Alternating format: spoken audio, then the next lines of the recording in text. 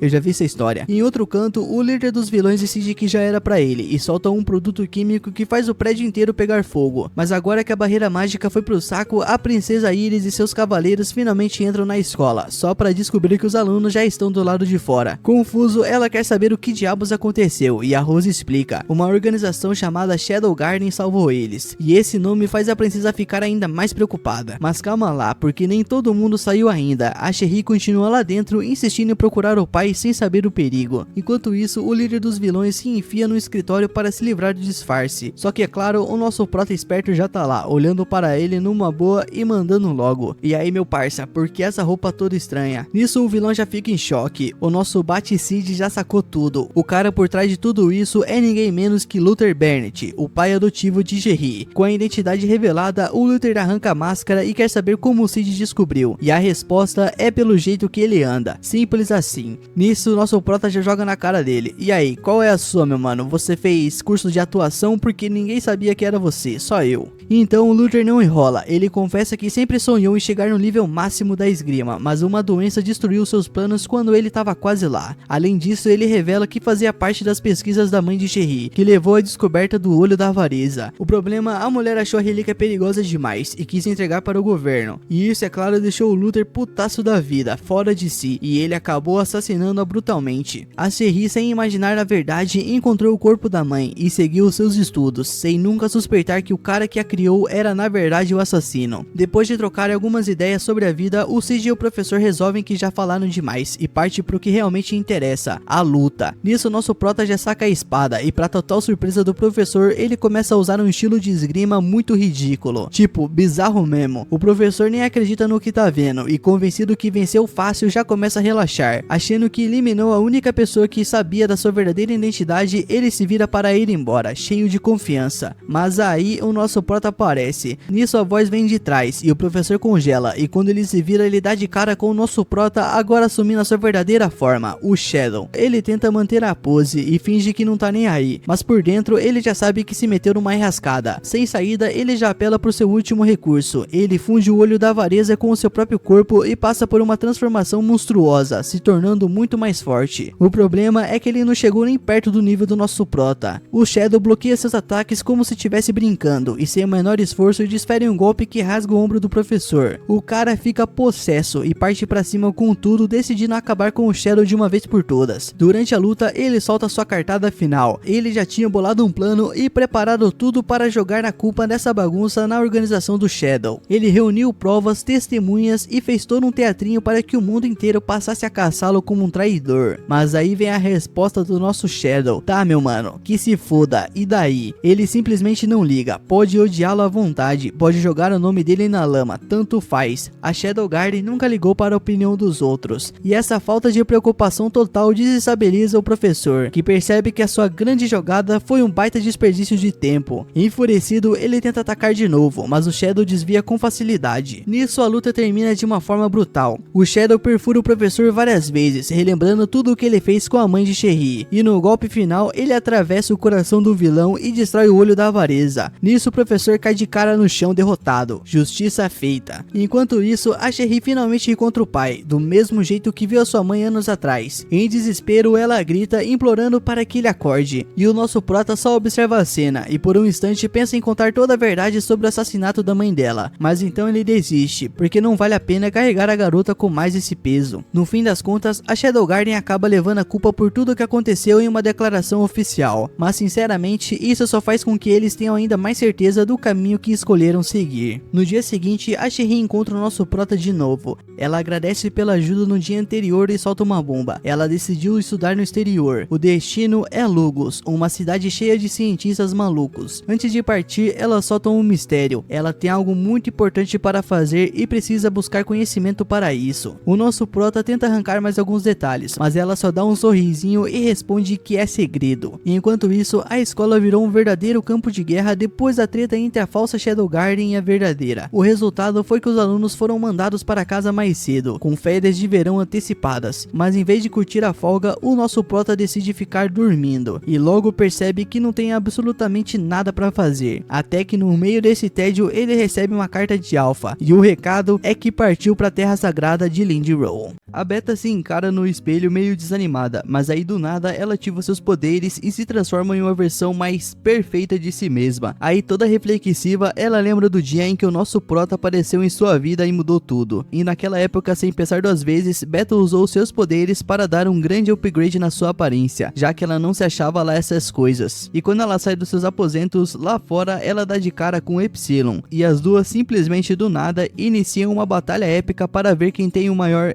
respeito. No meio da disputa, a Epsilon solta uma bomba. Segundo ela, o Lord Shadow tem olhado para ela com um certo interesse. Beta, indignada, acha que isso só pode ser um delírio da sua amiga, mas a Epsilon insiste e ainda cutuca. Talvez se seu busto fosse um pouquinho maior, minha filha, você receberia mais olhares assim. Enquanto isso, em outra parte do reino, a princesa Iris e a Alexa estão batendo perna num shopping. A Alexia precisa de roupas para sua viagem à Terra Sagrada, então a Iris aproveita para dar umas dicas sobre vestimentas, mas a Alexia tem outros planos além de se vestir bem. Ela quer investigar os últimos acontecimentos do reino. A sua estratégia é usar o seu rostinho inocente para evitar suspeitas. E Iris até entende, mas preferia que a sua irmã ficasse longe de encrenca. Mas antes que elas possam continuar a sua discussão, a presidente do shopping aparece, se desculpando por não ter vindo recebê-las antes. Para compensar, ela até oferece uns petiscos deliciosos. E a Alexia curte tanto esses doces que ela já pede para mandarem um carregamento para o quarto dela. Depois, ela pergunta se tem algo novo na loja, roupas bonitas para a viagem, tá ligado, né? Então a presidente, toda prestativa, leva ela até uma sessão especial, mas quando elas veem as peças, bem,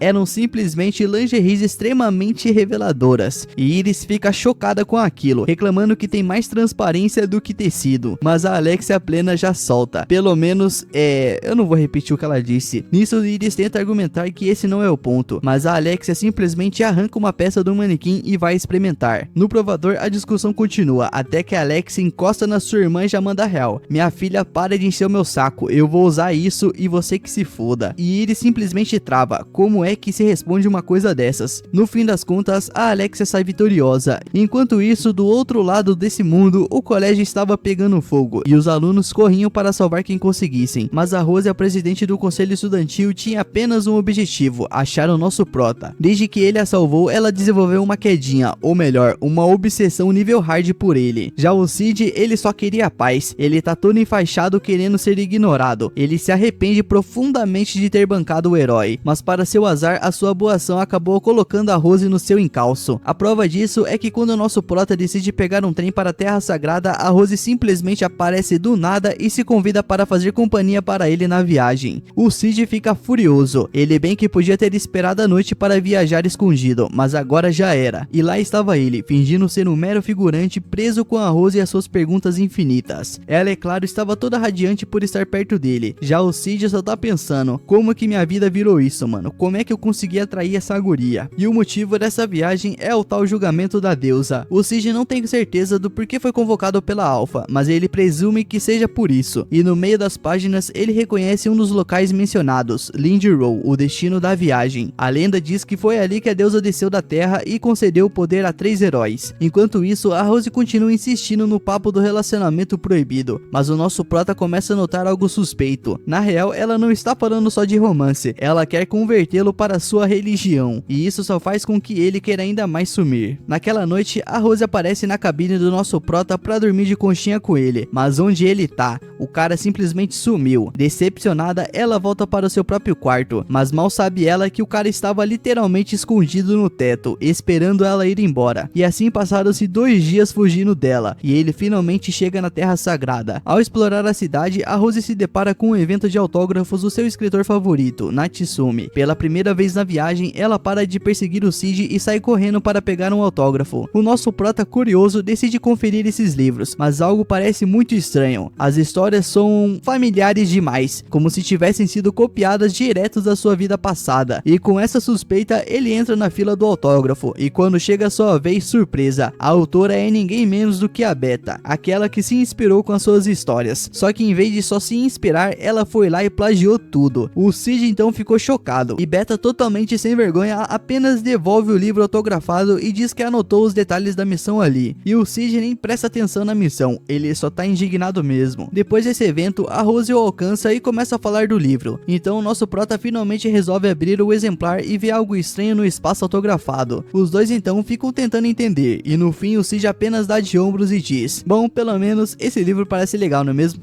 Enquanto isso, a Alpha está no meio de uma cena de crime digna de um thriller. Vários oficiais importantes da Terra Sagrada estavam mortos, e ela estava tentando descobrir quem era o responsável. Mas antes que conseguisse qualquer pista, guardas surgiram do nada, e claro, viram apenas uma coisa: uma mulher misteriosa saindo do local do crime. Em um piscar de olhos, a catedral foi fechada, e o sino da cidade começou a tocar, anunciando que um perigoso assassino estava solta. Longe dali, no topo de um prédio, o nosso prota ouviu os sinos e soltou uma risada. Não porque ele sabia exatamente o que estava acontecendo, mas porque o caos aleatório sempre deixava as coisas mais interessantes. E lá do alto, ele percebeu uma sombra se movendo rápido e decidiu segui-la. Pouco depois, ele encontrou Epsilon, que estava no meio de um pequeno serviço de limpeza, se é que você me entende. O nosso prota perguntou como as coisas estavam indo, e Epsilon fez um breve resumo. Ele ouviu, acenou com a cabeça e simplesmente disse: beleza, minha filha, só não vá falhar no seu trabalho, tá? Eu não aceito erros. Com isso, ele partiu para tocar o seu próprio plano. Chegando em Lindy Row, o nosso prota decidiu fazer o que qualquer um faria depois de uma viagem cansativa: dar aquela relaxada, não é mesmo? E nada melhor do que um banho para isso. E enquanto aproveitava sua água quente, ele começou a refletir sobre as suas preferências e chegou a uma conclusão importante: ele gosta do que gosta e não gosta do que não gosta, simples assim. E entre as coisas insignificantes que ele não gosta, fontes termais. E ironicamente, era exatamente onde ele estava agora. O problema, ele não estava sozinho, e quando ele entrou, ele ele deu de cara com a princesa Alexia e a mina congelou no lugar, claramente surpresa, enquanto ele simplesmente a ignorava e fingia que nada estava acontecendo. Que diabos você tá fazendo aqui, meu filho? Ela soltou completamente nervosa. Mesmo assim, ela tentou puxar conversa e perguntou sobre seus ferimentos, já que na última vez que se viram, ela tinha certeza de que ele estava gravemente ferido. Mas ali estava o nosso prota, inteiro e relaxando como se nada tivesse acontecido. E ele apenas deu de ombros e respondeu que isso é normal, minha filha, eu sou o protagonista. E quando ela insistiu para ele explicar, ele mudou de assunto na maior cara de pau e perguntou o que ela estava fazendo na cidade. Nisso, a Alexia contou que foi convidada como convidada especial para o julgamento da deusa. Curiosa, ela devolveu a pergunta: o que você tá fazendo aqui, seu merda? Nisso, nosso prota só sorriu e disse que um amigo o chamou porque um evento muito divertido ia acontecer. E fingindo desentendimento total, ele perguntou: aliás, o que é esse tal de julgamento da deusa mesmo, minha filha? Tô todo mundo falando disso, mas eu não sei o que é. Nisso, a Alexia já ficou chocada. O cara simplesmente viajou da puta que pariu até ali, simplesmente sem saber o que ia rolar. Mesmo assim, ela explicou que o julgamento era um ritual de combate onde guerreiros antigos eram despertados do santuário para lutar contra os desafiantes. E o nosso Cydia achou aquilo bem interessante. Se eram guerreiros antigos, então era tipo lutar contra fantasmas. E no meio dos seus pensamentos, a Alexia cortou o devaneio e disse: nem adianta sonhar, meu filho, já é tarde demais para se inscrever. E como se não bastasse, ela ainda jogou uma provocação: só guerreiros dignos eram aceitos pelos antigos heróis. E o nosso prota apenas ignorou esse comentário aí, afinal ele já estava acostumado com essas provocações. Foi então que a Alexia revelou algo que finalmente prendeu a sua atenção: o arcebispo da catedral tinha sido assassinado. Cid reagiu com um sonoro nada, nenhuma surpresa, nenhuma expressão chocada, mas a mina continuou falando, determinada a compartilhar mais detalhes, até que de repente ela parou. Afinal já tinha falado o suficiente, não é mesmo? Ainda assim, ela tentou convencê-lo a se juntar aos Cavaleiros Carmesins se quisesse saber mais, e o nosso prota recusou sem pensar duas vezes. O Cid e a Alexia ainda estavam relaxando na fonte termal, quando a princesa começou a filosofar sobre ele. Em sua cabeça, ela tinha certeza de que ele tentaria alguma coisa. Como assim, minha filha? Mas o nosso prota, sem dizer uma palavra, deixou bem claro que ela podia esquecer essa ideia. Aliás, ele estava sendo bem educado. Durante todo o tempo, ele evitou olhar para ela, garantindo que os dois ficassem o mais confortáveis possível. Mas quando percebeu que ela estava, digamos, analisando seu shape, ele decidiu cortar o barato. Pode parar, minha filha, você tá olhando demais. E a Alexia, claro, tentou tirar sarro da aparência dele, mas só foi o nosso prota se levantar que ela percebeu que talvez tivesse subestimado o garoto. O resultado, ela ficou completamente paralisada, de olhos arregalados sem palavras. No dia seguinte, a princesa estava com sangue nos olhos. O seu primeiro compromisso foi encontrar o arcebispo interino para exigir que a auditoria da igreja fosse feita, mas antes mesmo dela chegar com o pedido, ele simplesmente cancelou tudo. Como assim cancelado, seu poá? Você sabe de onde eu viajei, não sabe? E o arcebispo suspirou como se não tivesse paciência para lidar com crianças mimadas. Ele disse que a família real a enviou para auditar o arcebispo, mas agora ele estava morto, então qual é o sentido disso? E para complementar, ele explica que o foco deles agora é pegar o assassino, não perder tempo com o passatempo de uma princesa. O cara falou isso cheio de autoridade, e como se não bastasse o suficiente para irritá-la, ele ainda sugeriu que ela aproveitasse o julgamento da deusa e deixasse os assuntos da igreja para a igreja. Resumo disso, a Alexia saiu de lá mais furiosa do que entrou e já planejava conseguir a autorização do pai para continuar a sua missão. Mas se o arcebispo a irritava, a Beta conseguia ser ainda pior. Essa mulher era boa demais para ser verdade, e isso incomodava a Alexia profundamente, mas o que mais irritava ela de verdade era o tamanho dos atributos da mina. Ela só podia estar usando isso para atrair fãs. Já a Beta tinha outra visão. Para ela, a Alexia era só uma garota insistente tentando se aproximar do seu amado Lord Shadow, uma missão impossível, diga-se de passagem.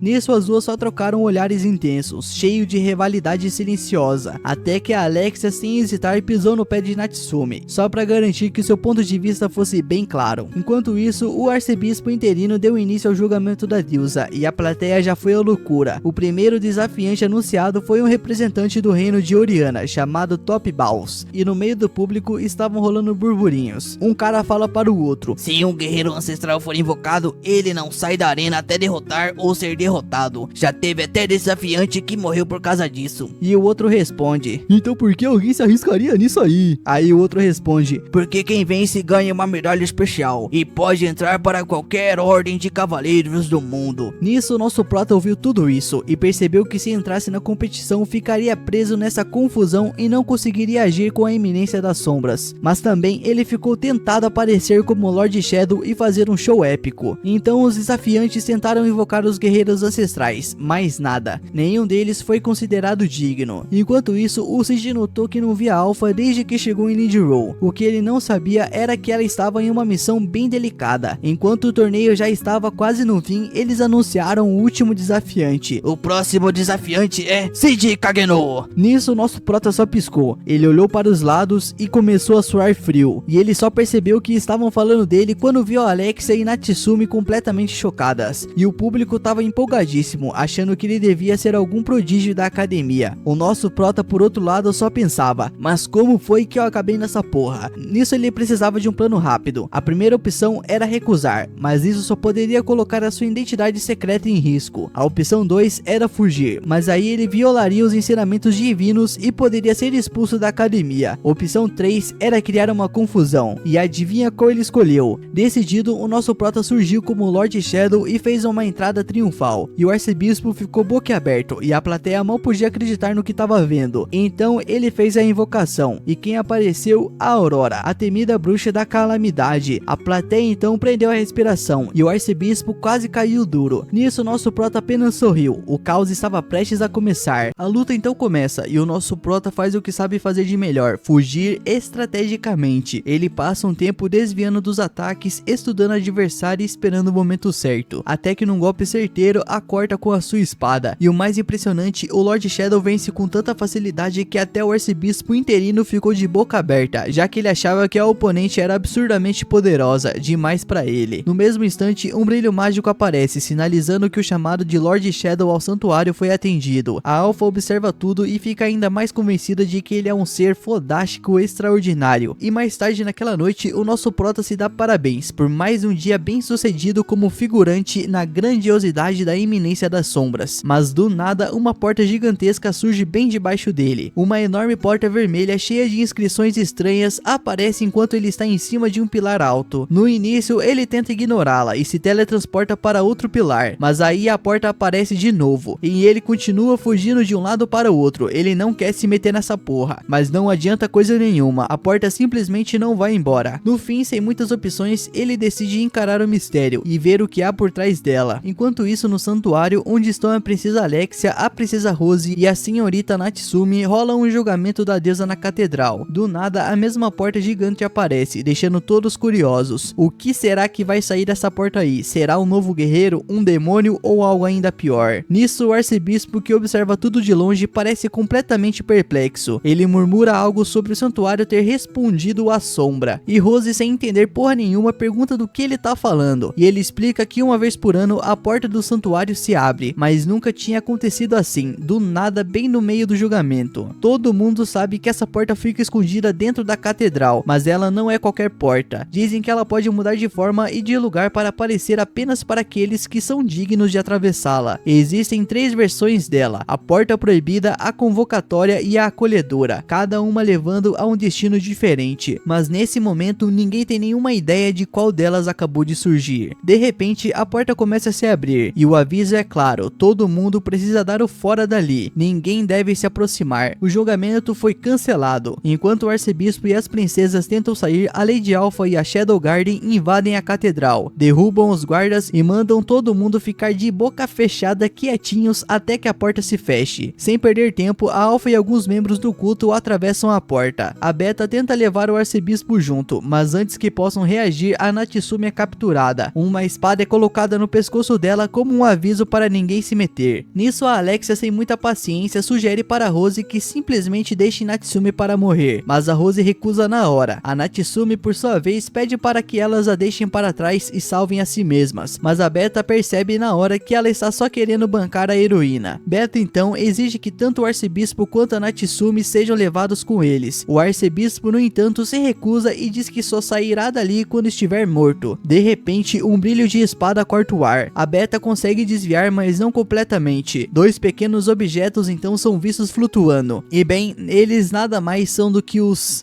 respeitos dela. Felizmente o seu corpo tem habilidade de regeneração e tudo volta ao normal rapidinho. Num piscar de olhos, uma sequência insana de golpes de espada acontece, e no final quem acaba levando a pior é o carrasco Venom, que tinha surgido para ajudar. No fim das contas, a Beta é quem mata Venom, e o arcebispo fica chocado com o que acabou de acontecer, enquanto Beta, furiosa, encara ele com os olhos brilhando de raiva. Nisso, sem paciência, ela pergunta se ele viu alguma coisa. Você não viu nada caindo no chão, não é mesmo? E apavorado, ele nega na hora. Sem dar chance para mais papo, a Beta simplesmente agarra o arcebispo e voa para a porta dentro, levando-o junto com os outros membros do culto. E claro, Natsumi também é arrastada com eles. As princesas ficam completamente perdidas, sem entender nada do que acabou de acontecer. A grande dúvida que ficou no ar é: o que diabos o arcebispo viu? Sabendo que simplesmente não pode deixar a Miss Natsumi para trás, a princesa Alexia decide entrar na porta sem pensar duas vezes, ignorando completamente uma voz misteriosa que tenta detê-la. Rose, que não quer se separar da irmã, pula logo atrás dela, bem a tempo de passar antes que a porta se feche. Do outro lado, elas chegam ao santuário, um lugar lendário onde, segundo a história, está selado nada mais nada menos que o braço esquerdo do demônio do Diablos. Lá dentro, elas dão de cara com Lady Alpha e seus seguidores, além da Miss Natsumi e o arcebispo. A Alpha então explica que o braço do demônio foi selado ali depois que o herói Oliver derrotou os Diablos, mas o arcebispo, impaciente, corta o papo e pergunta se ela veio contar historinhas ou libertar o braço do demônio de uma vez. A Alpha então responde que na real eles estão ali para descobrir a verdade sobre o culto dos Diablos. Nisso, o arcebispo engole seco hesitando. A Lady Alpha percebe e manda na lata. Ela sabe que ele não pode responder tudo o que eles querem saber, por isso elas decidiram investigar sozinhas. A missão da Shadow Garden é desvendar toda a verdade sobre os Diablos e o herói Oliver desde o início. Explorando o lugar, eles encontram uma estatueta do herói Oliver, mas tem alguma coisa errado. O herói não era um homem, porque a estátua mostra claramente uma mulher. A Lady Alpha dá um sorrisinho e solta a bomba. Eles conhecem a verdade sobre o culto dos Diablos e seus verdadeiros objetivos. E para deixar tudo ainda mais chocante, ela retira o capuz, revelando seu rosto, que é idêntico ao do herói Oliver. O arcebispo quase tem um troço e grita, chamando-a de Alpha possuída e dizendo que ela deveria estar morta. A Lady Alpha explica que os chamados possuídos são um problema para a igreja, que insiste em manter a sua própria versão da história. A Rose está completamente perdida, sem entender metade do que está acontecendo. E para esclarecer de vez, a Alpha explica que o culto dos Diablos quer reviver o braço esquerdo do demônio, mas ninguém sabe exatamente para quê. Então ela sugere que eles descubram juntos, abrindo a passagem para o cemitério das memórias. Nisso, ela toca uma porta misteriosa, que começa a brilhar e destravar. De repente, um mecanismo gigante se solta, liberando um vórtice de água e uma luz intensa que ilumina tudo. O arcebispo então fica chocado, sem acreditar que Alpha conseguiu abrir a porta. Ela então explica que o poder mágico do demônio e dos guerreiros que lutaram naquela batalha antiga ativaram o mecanismo. O vórtice, segundo ela, aprisiona memórias que não tem mais lugar no mundo. Aquele local é um cemitério de lembranças antigas e ressentimentos demoníacos. E então, no meio da luz, surge a figura do herói Oliver, marcando o início de uma nova jornada pelas memórias do passado. Enquanto isso, do outro lado, o nosso prota, depois de atravessar a grande porta, se vê dentro de uma sala estranha, e bem no centro encontra a Gamma amarrada a uma cadeira. Ele encara a cena por um momento e pergunta se foi ela quem chamou ele até ali, e a Gamma logo nega, dizendo que não tem nada a ver com isso. Mas já que estão ali, ela menciona a luta que tiveram, e diz que se divertiu bastante. O nosso prota concorda, e admite que também achou a batalha interessante. A Gamma então comenta que as suas memórias estão meio bagunçadas, mas tem certeza absoluta de uma coisa: naquela luta, Sid era sem sombra de dúvidas o mais forte. Ele, curioso, pergunta como ela foi parar ali, e ela dá de ombros, e diz que não se lembra de ter saído do campo de batalha, só sabe que quando a percebeu, ela já estava presa naquele lugar. E vendo que não tem mais nada para fazer ali, o nosso prota decide ir embora, completamente despreocupado em soltá-la. Mas Gamma o interrompe e pede pelo menos uma ajudinha para se livrar das amarras. Sem pensar muito, o nosso prota puxa sua espada e corta as cordas. O problema, no processo, ele acaba rasgando completamente a camisa de força dela, a deixando completamente sem vestimentas. Num piscar de olhos, a camisa de força de Gamma some e no lugar surge um visual completamente novo, roupas estilosas e saltos, a deixando toda elegante. Nisso, ela estica os braços como se estivesse se acostumando com a liberdade, e então ela vira para o nosso prota com um sorriso. Nisso, ela sugere que os dois trabalhem juntos, afinal ele quer sair dali e ela também também quer se livrar dessa prisão, e isso parece um bom negócio. Mais que isso, a Gama comenta que já tem uma ideia de como escapar, apesar de nunca ter colocado isso em prática. Ela explica que o santuário onde estão é na verdade uma prisão de memórias construída a partir de antigas batalhas, e a única forma de sair dali é ir até o centro e destruir o núcleo mágico que mantém tudo funcionando. Ou traduzindo para algo mais direto, se eles destruírem o núcleo, o santuário inteiro vai pelos ares. Para o nosso prota, isso significa liberdade, e para a Gama, bem, ela não tá nem aí para o destino desse lugar imundo. Nisso ela também avisa que dentro daquela área a magia deles está selada, o que é um sinal de que estão bem perto do núcleo. Tentem o que tentarem, os poderes simplesmente não vão funcionar direito. E o nosso prota escuta tudo isso com calma e sem perder tempo dá de ombros. Eu sou muito bom em quebrar coisas, ele diz. Nisso a Gama ri, achando graça da confiança dele. Ela diz então que sempre quis um cavaleiro destemido para protegê-la, afinal ela era só uma pobre e delicada donzela em perigo. O Cid nem se dá o trabalho de responder, e enquanto caminho para fora do quarto, ele apenas lança uma pergunta: e depois que a gente sair daqui, o que você vai fazer, minha filha? E a Gama simplesmente sorri de lado, enigmática como sempre, e responde que ela vai simplesmente desaparecer. E sem mais perguntas, o nosso prota fecha a porta deles e segue em frente. Enquanto isso, a Lady Alpha e seu grupo continuam explorando o santuário, e em meio às ruínas eles acabam ativando um antigo mecanismo e acessando as memórias do herói Oliver, que estavam trancadas naquele lugar. E o que descobrem é algo muito pior do que imaginavam. E esse, meu mano, foi o resumo da parte 6 desse anime aí, mano. E se você gostou, já deixa seu like, se inscreve no canal e entra aí no link da descrição pra entrar no Discord oficial do canal, mano. Lá você vai ter diversas vantagens, inclusive ter um contato maior comigo. Tamo junto, meu mano. Muito obrigado por assistir esse vídeo. O Drezinho Animes ama vocês. Falou!